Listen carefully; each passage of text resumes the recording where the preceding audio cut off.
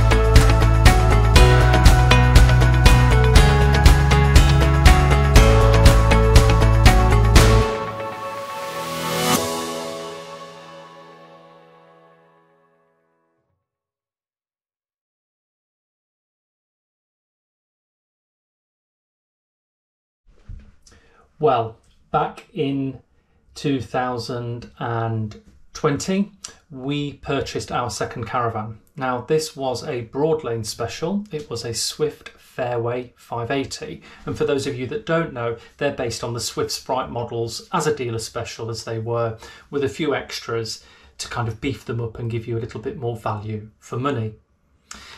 Now, when we bought this was an ex-dealer demonstrator. Now, we know the vehicle we bought had been at the shows, it had been in the showroom and had sat on their forecourt for a little while. But compared to the price of a new 2021 model that was just being launched, we were being offered a good deal on what was their end-of-the-line 1920 model year Swift Fairway 580. So we took the opportunity to buy this one from Broadlane, and I'll give you a little look around that in the moment, and we'll compare how that looked and how that felt and what the ownership of that was like compared to our current Swift motorhome. And there are some significant changes, and I think the biggest of those you'll see as we walk you through it is that Swift's commitment to improving their quality control is definitely evident between two vehicles we've had from them that in effect are 5 years apart in age. So first up, let's take a little look around our Swift Fairway 580. And as you can see here, it is fundamentally based on the Swift Sprite range. Now, this was the one we got from Broadlane, and as you can see here, it came with the Alco setup at the front with the hitch and the ATC stabilisation at the front of the caravan, and you can see that this is all in the Fairway graphics from Broadlane, and this is a close-up of that ATC on the Alco chassis. It also meant that you've got those little steps there so you could get up and clean the front of the caravan. You've got a barbecue point here and an electric point, as well as access under the sofas at the front. So this was a good sized van, and you can see there the alloy wheels that it came with. Now, as you came in, what you get a sense of is the space here. So it was set up with two short bench seats either side, and came in the Fairway special fabrics, for want of a phrase. And obviously the curtains then match the cushions. It came with the fly screens and night screens in all of the windows around the caravan. Looking back round then, you can see that it came with an alarm, had a nice contemporary wooden floor, and that's the drawer unit that was a bit of an issue for us. And you can see in that picture just that it was slightly broken when we looked at it. Now that could be made into a double bed. When we had the nephews with us when they were younger, it could be used as 2 small singles as well. Plenty of storage, plenty of light. It had a radio, speaker system throughout, plenty of plugs at the front. So it was well equipped in that sense. Then as you came back into the kitchen, it had got a microwave. It had got this awkward shelf. Weren't quite keen on that because it meant we couldn't put our coffee machine properly on that side. Had this little extension flap, an under-counter sink. This is where we mounted a TV on the wardrobe. It came with a Swift Command, this one, and it was on the Truma. So that was a nice feature, actually, having the Swift Command, because it was a dealer special. And then you can see, looking back, that you'd got the bedroom with the transverse island bed. Now, this was extendable.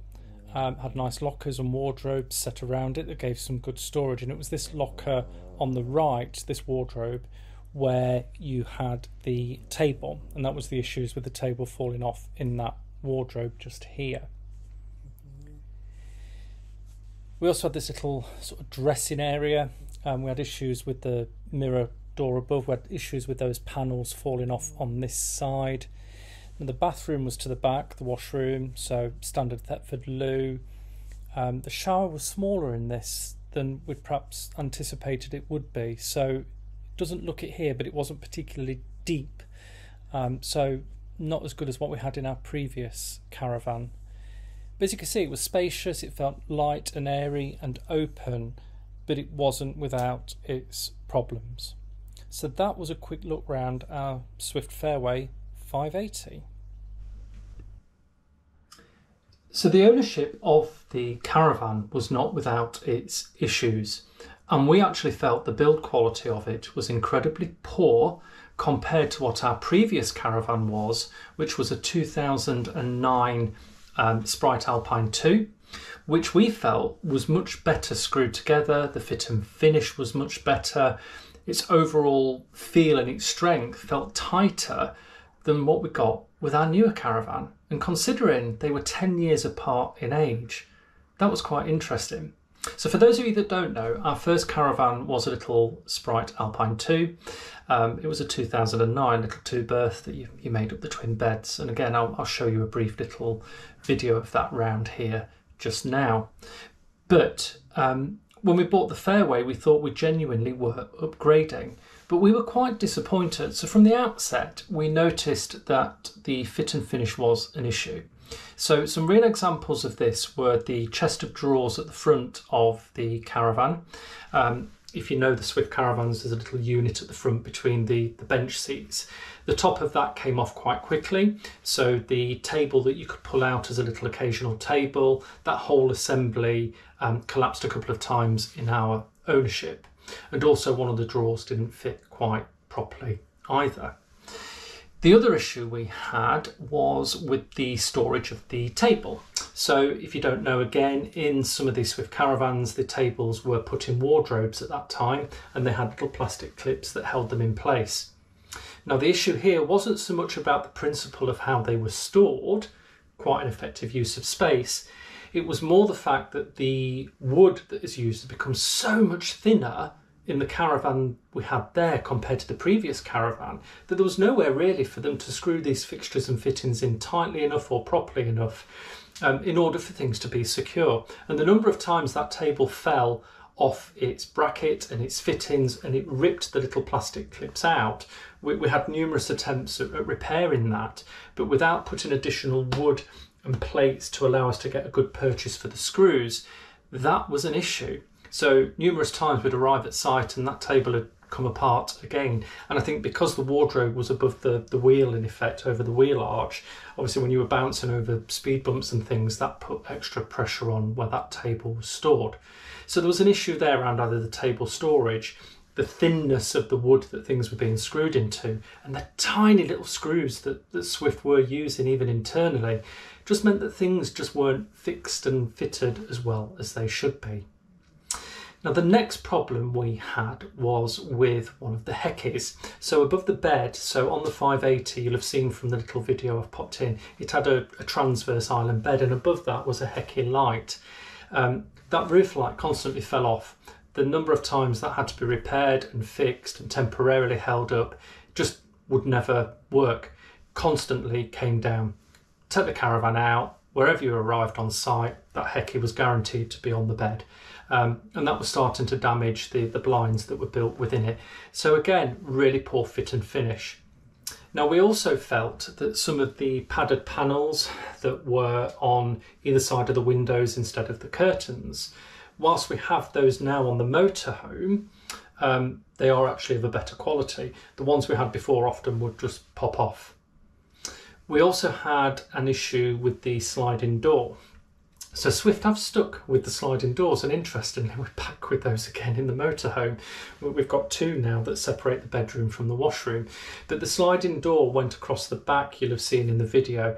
That frequently wouldn't stay in place, would arrive on site, it had been moving backwards and forwards, and again was incredibly flimsy, and that the mechanisms that held it were not great. So when we started to look around more closely at that caravan, we had some of the window blinds, the pleated blinds and the night and fly screens. Again, the screws were so small going into the wall, and I'll try and dig out a couple of photos or little clips of that, where they were just coming away from the wall. We also had, on collection, there was a dent in one of the doors, so that door all had to be replaced, and that was really thin, poor quality materials. So in a way, that put Jamie off Swift, even though I was still a Swiftie, I was still a fan, my parents had had a few.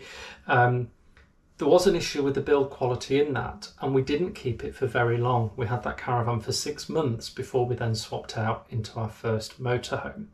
So absolutely, there were issues and a noticeable decline in the quality of the Swift build on a 2019 compared to what we had on a 2009.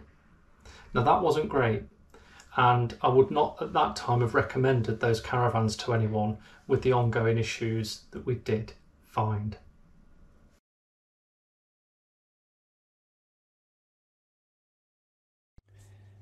And for comparison then, this is just a quick look at our first caravan on the day that we dropped it off to pick up that 580. They literally put it on the forecourt there and then over at Broad Lane, so it was for sale within half an hour of us being there.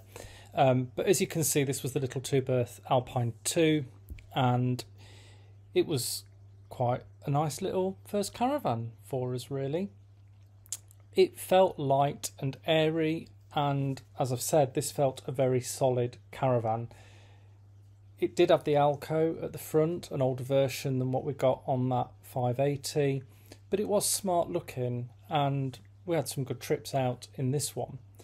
But as you already look round in this, you can see that lots of the furniture is thicker wood, it's thicker panels, it looks sturdier, and it was a solid little van. It was a 2-berth, as I've said, and you can see here it was 2 singles, or you made that into a double across the front. So this lounge area was bigger than what we had on the 580, but there was good lockers all the way round, nice big hecky that let in plenty of light, and there was quite a spacious kitchen on this as well, with the under-counter fridge and a decent cooker and oven set up as well.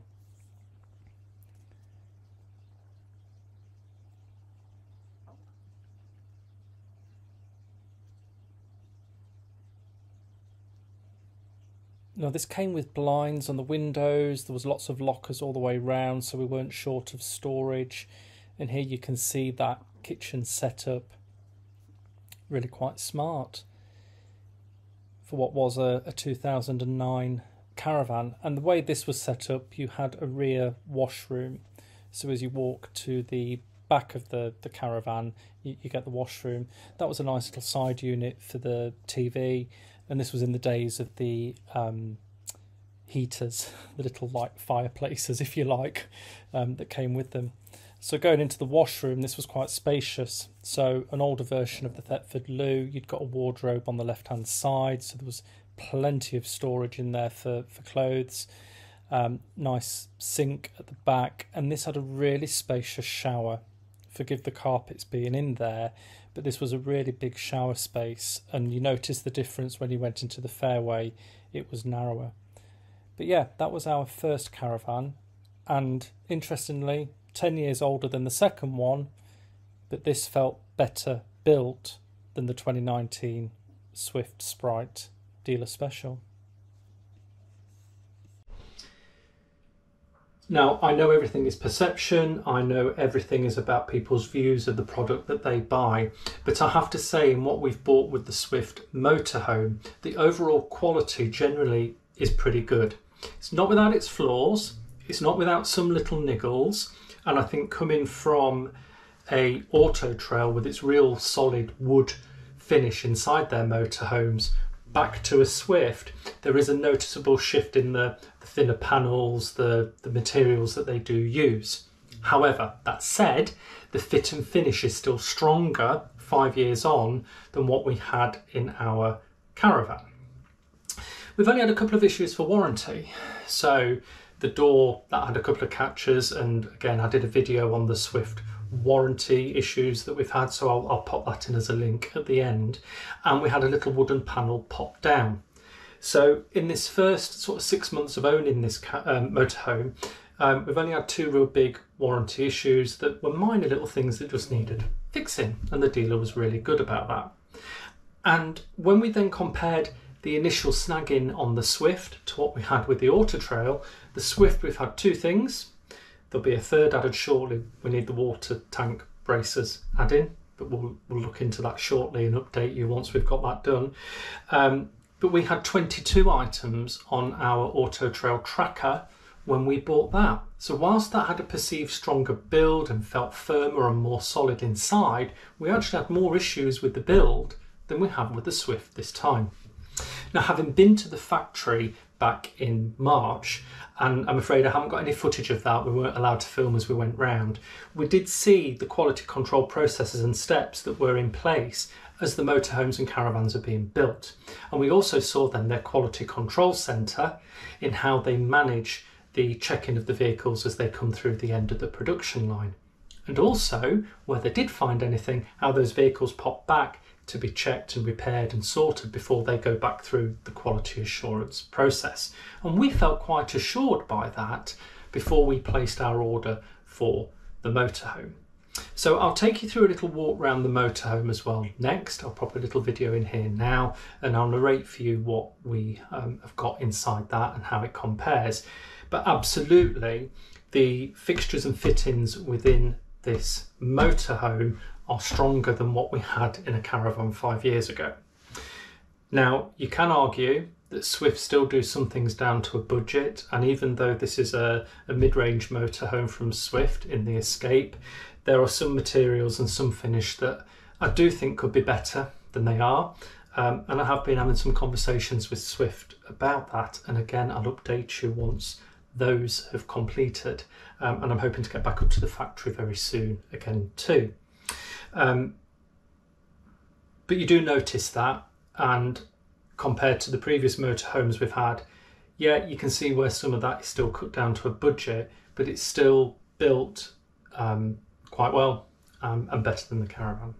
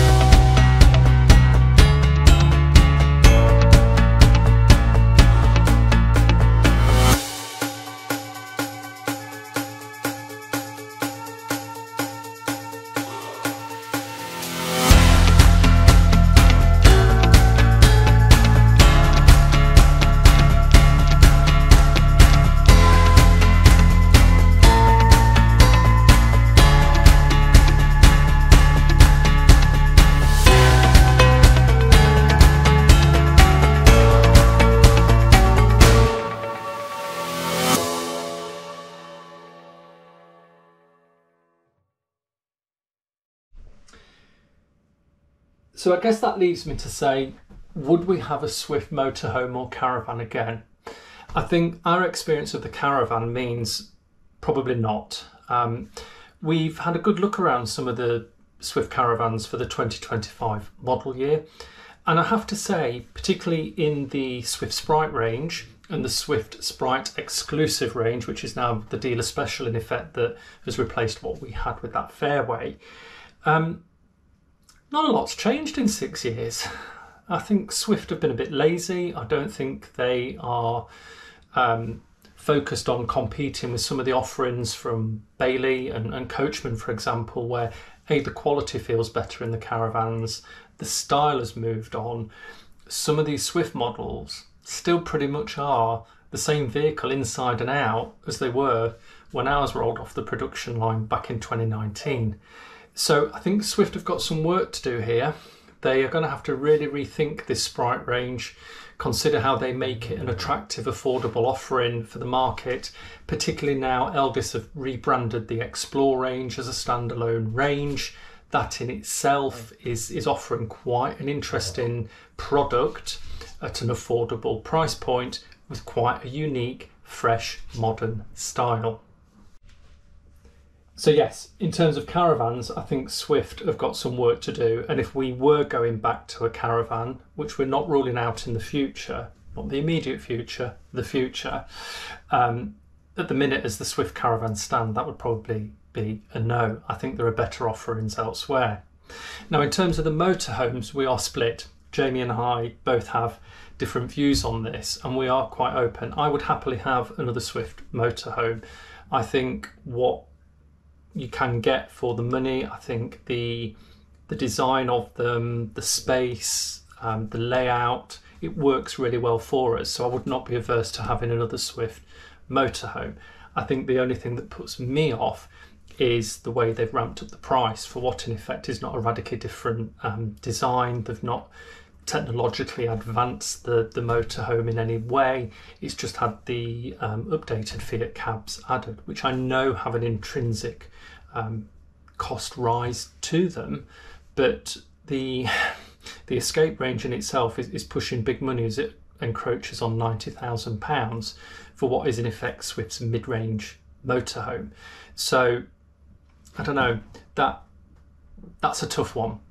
Now, Jamie and I both like some of the European offerings, and we personally like some of the fit and finish of some of the European vehicles that are out there, and we will still consider those when it comes back round. But we are more than happy with the vehicle that we've got. We do not regret buying this one at all. It's given us the extra space, it's given us the bigger garage, it's given us the bigger lounge space, and a more usable washroom space too. So more than happy with that. And yes, the motorhome, definitely better built than the caravan. So thanks for tuning into this one. Your support for the channel and its growth has been very much appreciated. Thank you.